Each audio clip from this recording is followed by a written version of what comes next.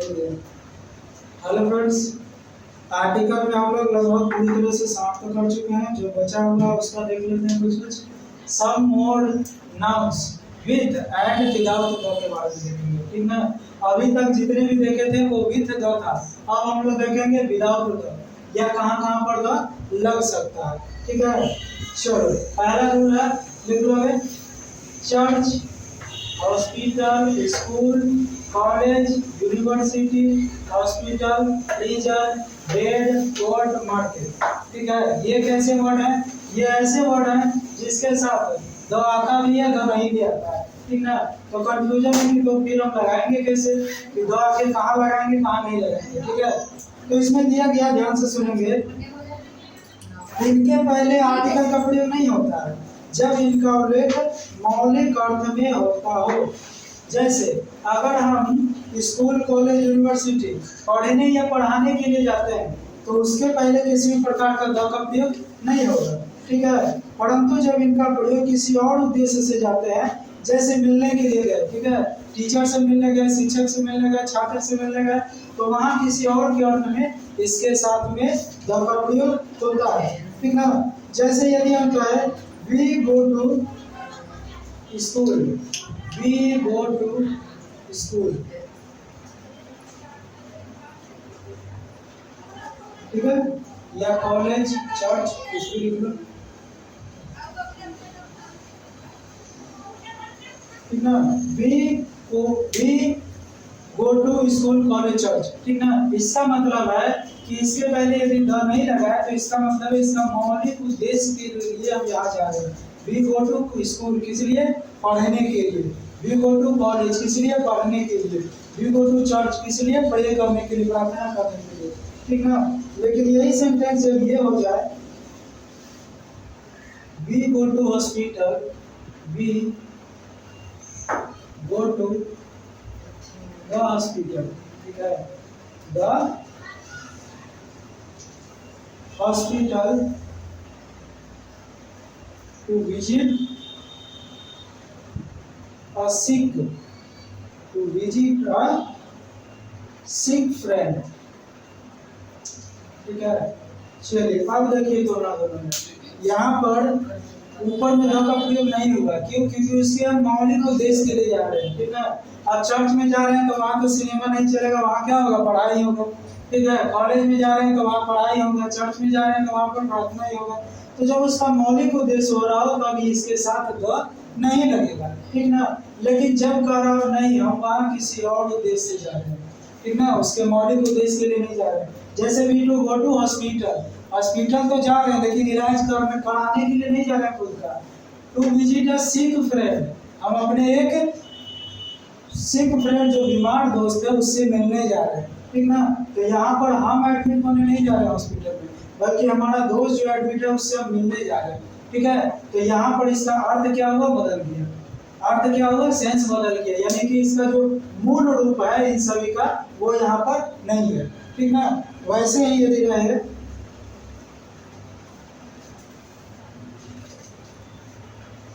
we go to prison,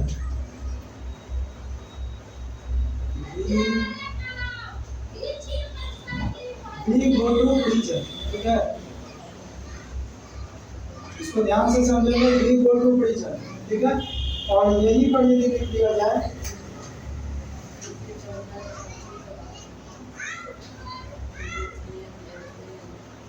we go to prison to visit our friends, ठीक है। अब देखो यहाँ पर है वी गो टू प्रिजन, यानी हम क्या है? जेल जा रहे हैं, ठीक है। इसके पहले द का प्रयोग नहीं हो रहा, इसका मतलब वो जेल सजा काटने जा रहा है, ठीक है। लेकिन यहाँ कहते हैं we go to prison to visit our friend, ठीक है। यानी यहाँ पर क्या कर रहे हैं? यहाँ पर हमको प्रिजन नहीं भेजा जा रहा है, बल्कि हम खुद जा रहे हैं प्रिजन में अपने दोस्त से मिलने के लिए, ठीक है। तो ये इसका नेचर है। School, college, university, hospital, prison, bed, court, market, ठीक है। कि जब भी मूल उद्देश्य इसका दिखाई दे वहाँ पर कभी भी द का प्रयोग नहीं होता है। और जहाँ उस मूल उद्देश्य से थोड़ा अलग यदि दिखाई दिया तो वहाँ पर द का प्रयोग हो जाता है। ठीक है, समझ गए? चलिए अब दूसरा इसमें देख लेते हैं, बता देंगे इसका।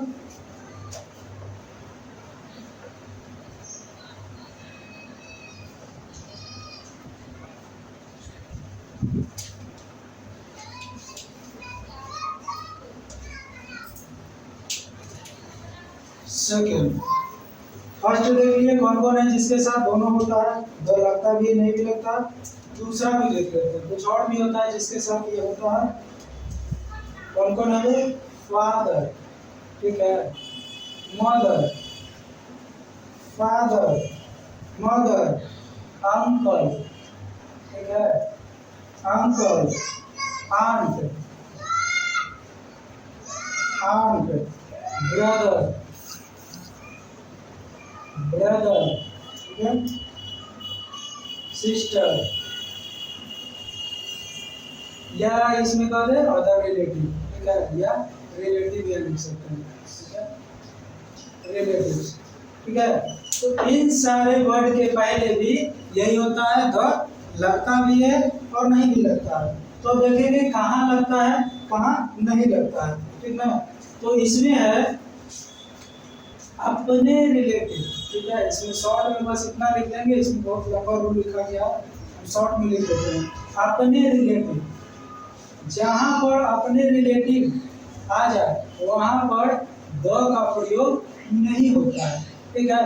और जहाँ पर दूसरे के रिलेटिव आ जाए, ठीक है, या दूसरे रिलेटिव के बारे में बोला जाए, ठीक है, यानी आपके पिता नहीं किसी और के माता पिता के बारे में बोला जाए, तो वहाँ पर द का प्रयोग होगा, ठीक है। तो अपने रिलेटिव के सेंस में जब यह mother, father, uncle, aunty, brother, sister, तो वहाँ पर द का प्रयोग नहीं होता, लेकिन दूसरे के सेंस में होता है। जैसे जैसे कहेंगे when the robber, when the robbers, when the robbers entered the house,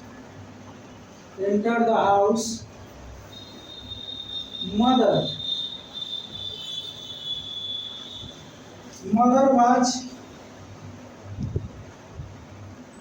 in the kitchen, ठीक है, mother was in the kitchen, and father was in the office, ठीक है, in the office। चलो इस सेंटेंस में ध्यान से देखेंगे मदर और फादर का। तो यहाँ देखेंगे मदर आया है और यहाँ पर फादर आया है, इसके पहले किसी भी द का प्रयोग नहीं हो रहा है। इसका मतलब है यहाँ अपने रिलेशन के बारे में कर रहा है, किसी और के माता पिता के बारे में। जो स्पीकर है, ये जो अपने या दूसरे किसका देखेंगे? स्पीकर का, यानी बोलने वाले का, कि बोलने वाला कौन है, ठीक है।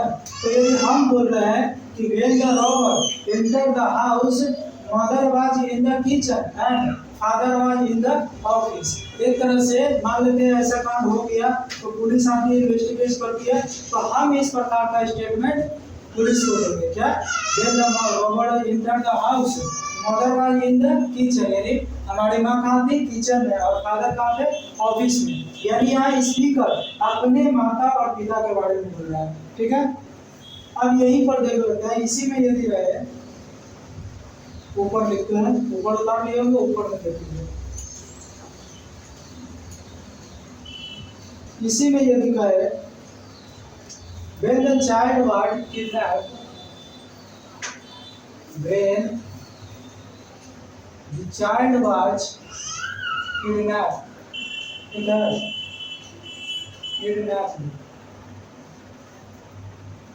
the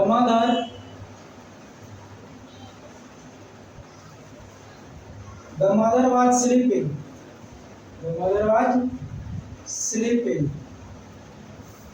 ठीक है, and the father was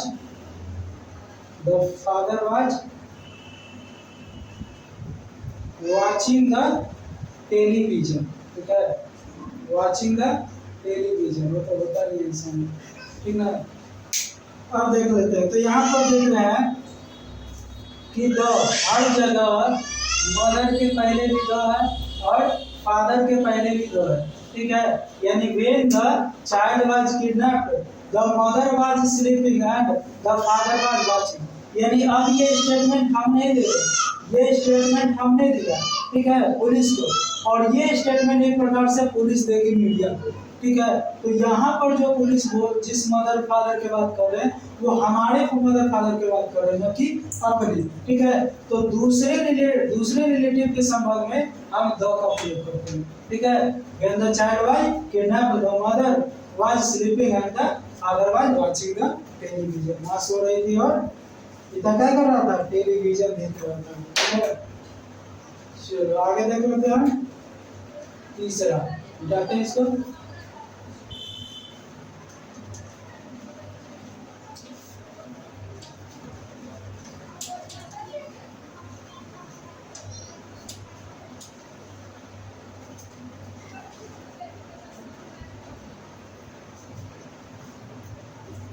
तीसरा कह रहा है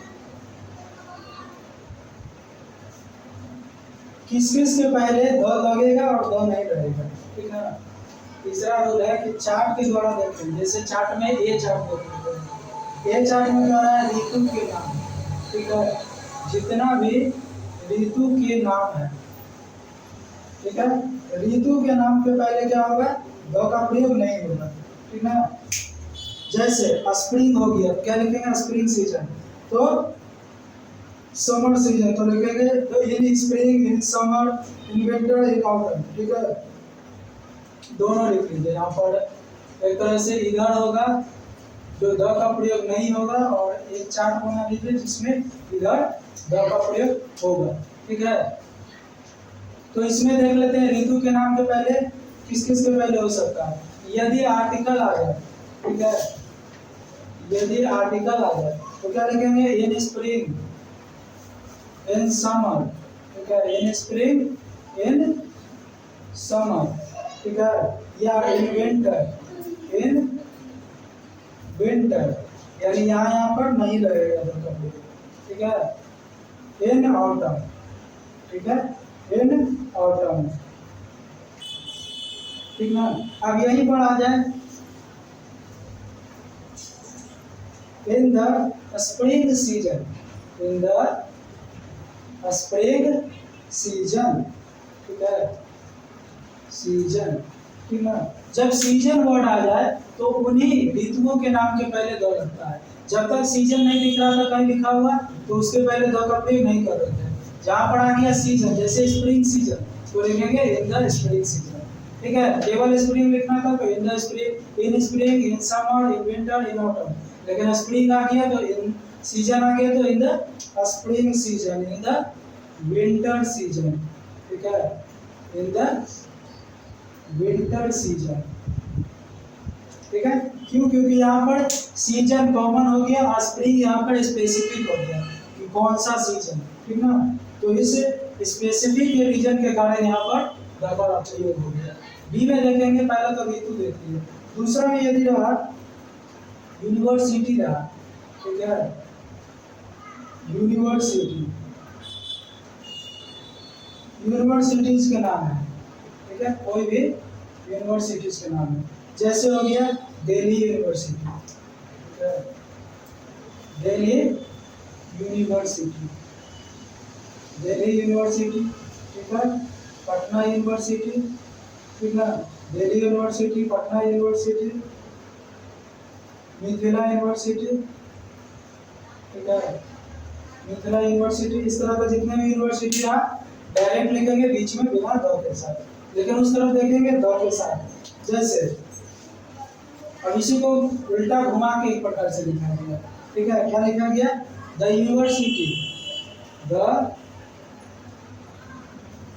यूनिवर्सिटी ऑफ दिल्ली, ठीक है।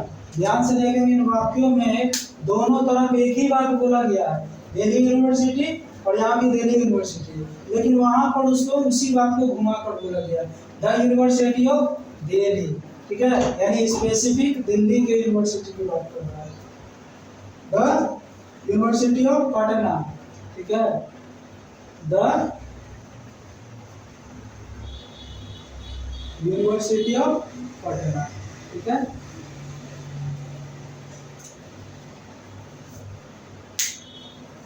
तो जब भी एक प्रकार से देखा जाए तो यहाँ पर यूनिवर्सिटी और यूनिवर्सिटी, जितने भी यूनिवर्सिटी के पहले द का प्रयोग उधर होता है, जैसे द यूनिवर्सिटी ऑफ दिल्ली, ठीक है, यहाँ पर यूनिवर्सिटी दिल्ली का यूनिवर्सिटी के बारे में। चलो ठीक है, इसमें और देखते हैं। अगला कह रहा है त्योहारों के नाम से पहले, ठीक है।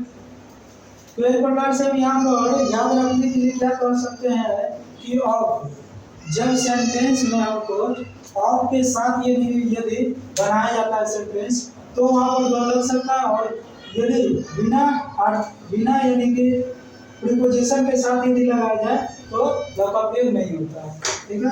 वहीं तीसरा लिख लो सी पार्ट, सी पार्ट देख लेते हैं, सी कहाँ पर लगा सकते हैं।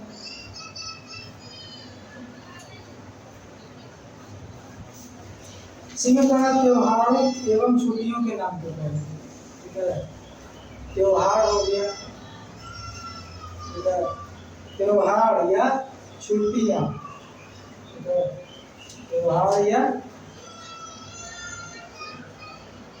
त्योहार या छुट्टियों के नाम, ठीक है। यदि त्योहार या छुट्टी का नाम आ गया, जैसे होली आ गया, ठीक है, दशहरा हो गया, दिवाली हो गया, ठीक है, दीपावली हो गया, गुड फ्राइडे हो गया, ठीक है, इंडिपेंडेंस डे हो गया, इंडिपेंडेंस डे हो गया,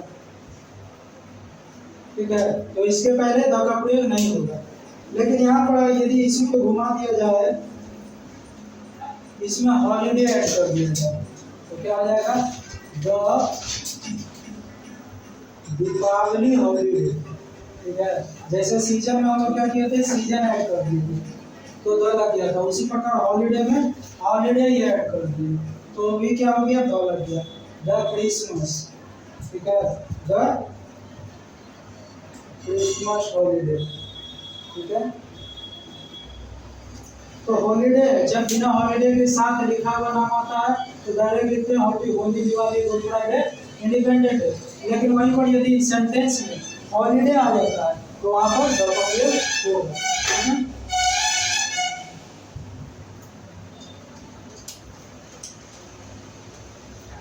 चार्ट बना के लिखते चलेंगे।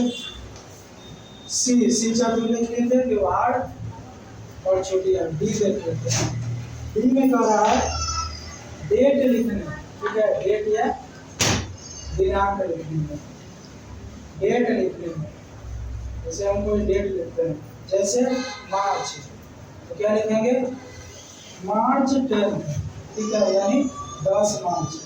अप्रैल तो क्या लिखेंगे, 15 अप्रैल, ठीक है, 15 अप्रैल। लेकिन यहाँ पर यदि इसमें एक मंथ लगा दिया, जैसे द 10th of मार्च, ठीक है। तो यदि सब तरफ यदि हम कॉमन पॉइंट देखा जाए तो सारे में क्या हो रहा है, ये जो प्रीपोजिशन है ये हर जगह आने के बाद क्या हो रहा है, द का प्रयोग लगभग किया जा रहा है, ठीक है। यानी प्रीपोजिशन आने के बाद ही खेल थोड़ा चेंज होता है, सब जगह अधिकांश देखें, पीछे में भी और यहाँ भी देख रहे था 10th of मार्च, यानी मार्च जो लिखा गया उसके पहले देख रहे हो एक प्रीपोजिशन है और यहाँ भी है। जनरल सेंस में लिखेंगे तो डायरेक्ट लिखेंगे मार्च 10th, ठीक है, 15 अप्रैल, ठीक है। लेकिन जब उसी को घुमा कर लिखेंगे तो लिखेंगे the 10th of March, the 15 अप्रैल, ठीक है। जबकि बोला गया दोनों सेम ही बात है, ये भी वही है, ये भी वही है, दोनों कोई अंतर नहीं है। आगे देखते हैं ई नंबर।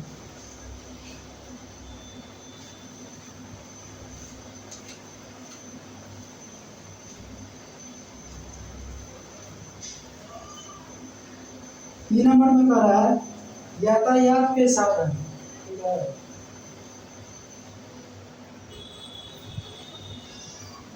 यातायात के साधन, यातायात के साधन के साथ, यातायात के साधन के साथ, जैसे कार हो गया, ठीक है, स्ट्रक्चर इस तरह से होगा, गो, ठीक है, गो होगा, कम होगा, आ भी सकता है, ट्रेवल होगा, यात्रा भी कर सकता है, ट्रेवल हो गया, या लीव हो गया, किसी स्थान पर छोड़ कर जा रहा है, ठीक है। तो ये रहेगा प्लस में, बीच में लगा रहेगा क्या, बाई, बाई क्या है, प्रीपोजिशन, ठीक है, और प्लस में रहेगा यात्रा के साधन, ठीक है, जैसे कार रहा, बस रहा, ठीक है, बस हो गया, ट्रेन हो गया, ठीक, ट्रेन हो गया, बोट हो गया, नाव से जा रहे हैं पानी में तो बोट हो गया, प्लेन हो गया, ठीक है, प्लेन हो गया। तो इस तरह का स्ट्रक्चर रहेगा, ठीक ना। और उसके बाद प्लस में ऑब्जेक्टिव में कुछ भी हो सकता है, ठीक है, ऑब्जेक्टिव में हो जाएगा सीट इन द कार हो गया, सीट ऑन द बाइसिकल है, टेक द ट्रेन, ठीक है, इसको ठीक है। इसके बाद कुछ भी रहे उससे मतलब नहीं है, हमको बस इतना स्ट्रक्चर देखना है। इतना स्ट्रक्चर में क्या करा है, बीच में बाय आना चाहिए, ठीक है, सेंटेंस के बीच में क्या रहना चाहिए, प्रीपोजिशन बाय, ठीक है। उसके पहले गो, कम, ट्रेवल कुछ भी रहे, गो बाय कार, कम बाय बस, ठीक है, travel by train, leave bye boat. तो यहाँ कहीं भी देखेंगे प्लेन, कार, बस, ट्रेन, बोट के पहले द का प्रयोग नहीं होता है, जब स्ट्रक्चर बाई के साथ होता है, ठीक है। लेकिन यहीं पर जब ऐसे हो, सीट यानी कहीं बैठा हुआ, सीट इन द कार, ठीक है, या हो गया be on the bicycle, be on the bicycle, take the train, ठीक है, take the train, seat in the boat, seat in the boat, ठीक है। अब देख रहे हैं सारा यात्रा का साधन वही है, लेकिन यहाँ पर स्ट्रक्चर चेंज हो गया। यहाँ पर बाई था तो नहीं लग रहा था, लेकिन जैसे ही बाई हटा, बाई के स्थान पर क्या आ गया, इन आ गया। तो जैसे ही बाई की जगह पर इन आया, स्ट्रक्चर कभी इन आ जाएगा, कभी ऑन आ जाएगा, ठीक है, या कभी इन, या कभी कोई आर्टिकल न दिया, ठीक है, केवल बाई नहीं आना चाहिए। बाई आ गया तो उसके साथ द का प्रयोग नहीं होगा, बाकी आर्टिकल्स के साथ होता है, जैसे seat in the article, be on the bicycle, take the train, seat in the boat, ठीक है। चलिए आगे देख लेते हैं।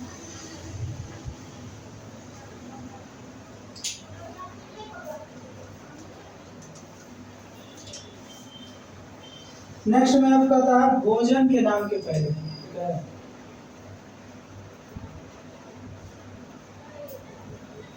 भोजन के नाम, ठीक है, भोजन के नाम जैसे हो गया, मान लीजिए सेंटेंस का स्टार्ट होगा had, before, at, after, stay for, ठीक है, यानी वाक्य का शुरुआत इससे होगा, प्लस में होगा क्या, टी, ठीक है, प्लस में टी हो सकता है, टी, कॉफी, कुछ भी हो सकता है, टी होगा, लंच हो सकता है, ठीक है, लंच के लिए जा सकते हैं, ब्रेकफास्ट के लिए जा सकते हैं, ठीक है, ब्रेकफास्ट के लिए, डिनर के लिए, ठीक है, डिनर और सपर, ठीक है। यदि ये रहा स्ट्रक्चर, बीच में कुछ नहीं रहा, है, बिफोर, एट, आफ्टर और स्टे फॉर, इसके साथ डायरेक्ट आ जाए भोजन के नाम, ठीक, जैसे have tea, before lunch, at breakfast, after dinner, stay for supper. इस तरह आ जाए तो कभी भी tea, lunch, breakfast, dinner, supper, इन सभी के पहले द का प्रयोग नहीं होगा, ठीक है। लेकिन अब देखते हैं होता किस सेंस में। अब यही सेंटेंस थोड़ा ऐसे बन जाए, he threw the tea, ठीक है। अब वो क्या हो रहा है यहाँ पर, यहाँ पर टी को पिया नहीं जा रहा है, क्या किया जा रहा है, लिखा जा रहा है। ठीक है, everybody enjoy, everybody enjoy the lunch. ठीक है, एंजॉय द लंच। या the dinner was well cooked. ठीक है, why didn't you like the supper. ठीक है, तो यहाँ पर इसका मेन उद्देश्य ना होकर किसी और उद्देश्य के बारे में बोला जा रहा है। जब यदि मेन उद्देश्य की बात आ गई है तो जस्ट इसके पहले पढ़े थे कि मेन उद्देश्य यदि आ जाए तो वहाँ पर क्या करते हैं, द नहीं लगता, जैसे स्कूल, चर्च, हॉस्पिटल अभी जस्ट पढ़े हैं। तो यहाँ भी एक प्रकार से ये मेन उद्देश्य है, क्या, टी को पीने के लिए, तो नहीं लगेगा। ठीक है, यहाँ पर लंच को क्या कर रहे हैं, एट द लंच, लंच के बाद, after the breakfast, stay for dinner. ठीक है, एक प्रकार से मौलिक उद्देश्य यहाँ दिख रहा है, लेकिन यहाँ पर मौलिक उद्देश्य नहीं दिख रहा है। ठीक है, इधर द टी, पिया नहीं जा रहा, फेंका जा रहा है, एंजॉय द लंच। ठीक है, लंच किया नहीं जा रहा है, लंच को एंजॉय कर रहे हैं। तो इस तरह से भी याद रख सकते हैं। एच का क्या, जी भी दे देते हैं, जी एच।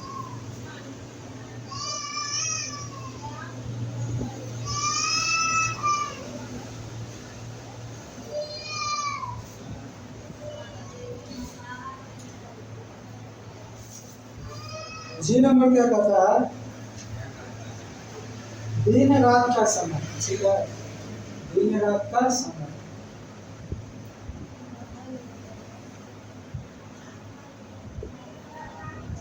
दिन रात का समय, ठीक है, के साथ,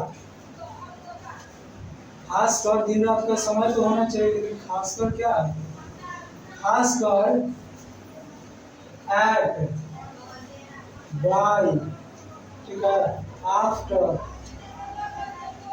आफ्टर, बिफोर, आफ्टर, बिफोर, इन सभी के सेंस के साथ।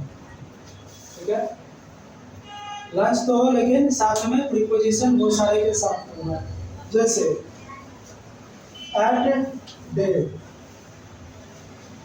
एट डे हो गया, एट डाउन हो गया, डाउन यानी संध्या हो गया, एट ब्रेक हो गया। ठीक है, क्या हो गया, एट सनराइज हो गया। ठीक है, एट सनराइज, सनराइज हो गया या सनसेट हो गया, सूर्योदय हो गया या फिर सूर्य डूबा हो। ठीक, एट डस्ट हो गया, at dusk, at twinkle, at twilight, twilight. ठीक है, एट डस्ट का मतलब होता है एक पूरा भोर का समय। ठीक ना, यानी 4 या 3 बजे के समय को एट डस्ट कहा जाता है। ट्विलाइट कहा जाता है जो मध्य रात्रि के बाद का जो समय होता है वो ट्विलाइट में आ जाता है। सनराइज तो जानते होंगे, सनसेट होता है। डाउन कहा जाता है भोर को जब सूर्योदय हो गया, और ब्रेक आ गया लगभग दोपहर के समय को। ठीक है, तो इन सभी के पहले एट या कुछ भी प्रीपोजिशन हो जो इसमें दिया गया, एट, बाय, आफ्टर, बिफोर, इन सभी के साथ आर्टिकल द का प्रयोग नहीं होता, लेकिन इसके साथ द का प्रयोग होता है। किस सेंस में, क्योंकि हम पढ़ ही नहीं क्या, नाउन विद और विदाउट दोनों पढ़ रहे हैं। ठीक ना, कि होता भी है, नहीं भी होता है, वहाँ कहाँ होता है, किस सेंस में नहीं होता है। और यदि फिर यही पर हम लिखते हैं ड्यूरिंग द डे। ठीक है, ड्यूरिंग द डे, तो यहाँ ध्यान से देखेंगे हमारा article at, by, after, before में से कोई भी नहीं। यहाँ पर एक नया आ गया है प्रीपोजिशन ड्यूरिंग। ठीक है, ड्यूरिंग द डे यानी दिन के दौरान। ठीक है, यह आ गया admire the sunrise, admire the sunrise, sunrise की क्या किया जा रहा है, प्रशंसा किया जा रहा है, एडमायर द सनराइज। ठीक है, admire the sunrise, sunset in the afternoon. ठीक है, इन द आफ्टरनून, आफ्टरनून। ठीक है, तो इन सभी में देख रहे हैं कि केवल ये चारों प्रीपोजिशन ना हो, एट, बाय, आफ्टर और बिफोर, तो बाकी प्रीपोजिशन इन आ गया, एडमायर आ गया, ड्यूरिंग आ गया, इसके साथ द का प्रयोग किया जाता है। ठीक है,